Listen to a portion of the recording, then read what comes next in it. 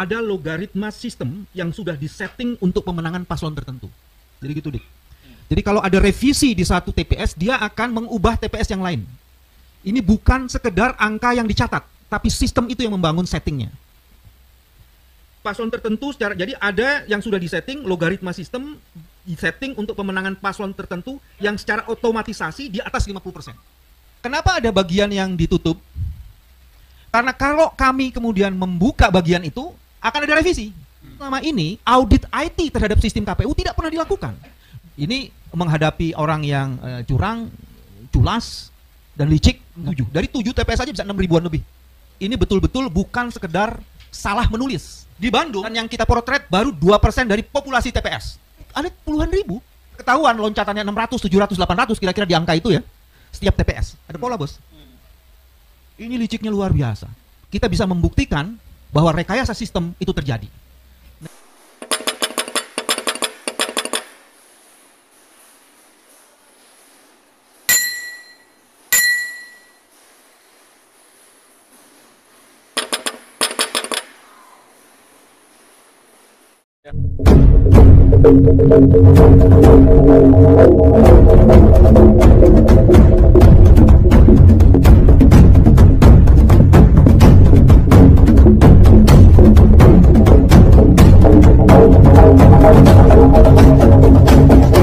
Mempunyai tim IT forensik.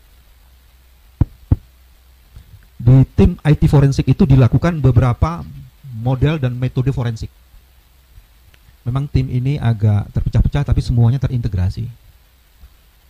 Berdasarkan analisis kajian forensik terhadap server KPU,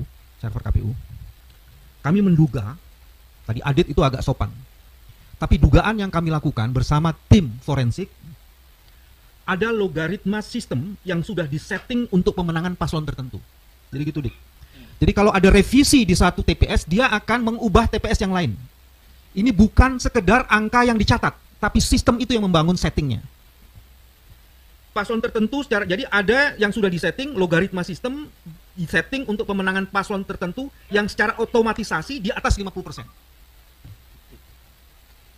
Indikasi kuat ke arah itu dikonfirmasi dengan ditemukannya kecurangan-kecurangan yang terjadi di wilayah-wilayah tertentu. Tadi Adit sudah mengemukakan itu.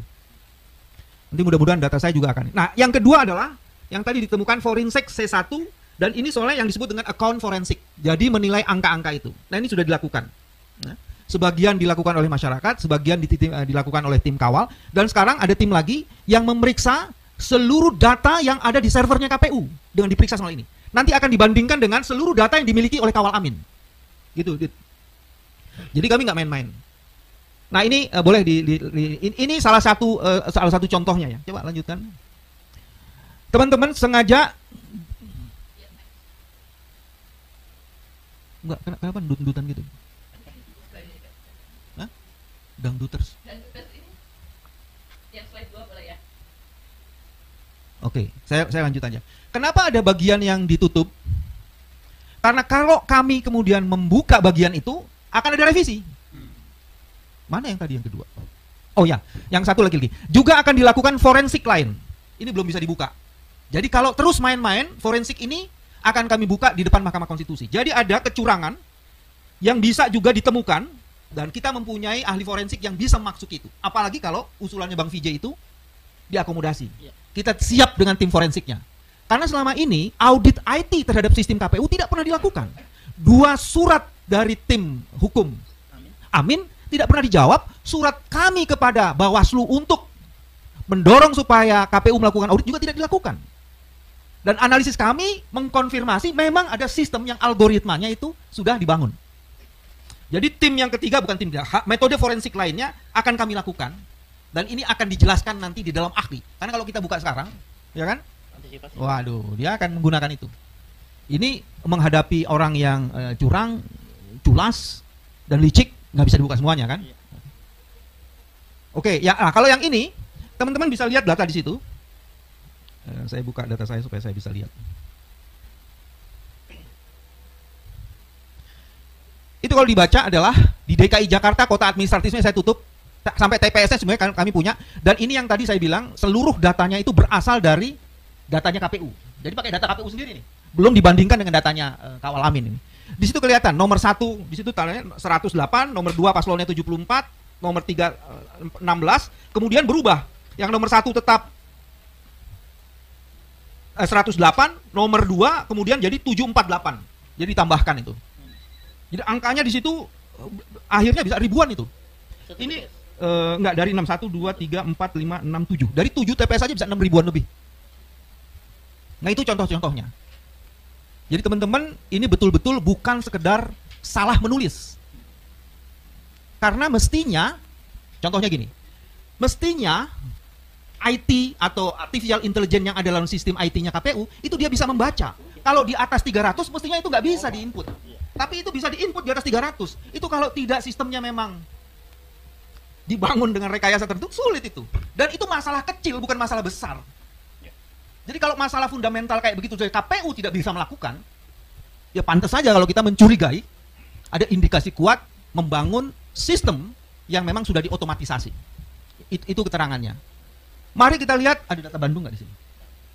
Oke, kami melakukan khusus di Kota Bandung. Ada hasil yang menarik.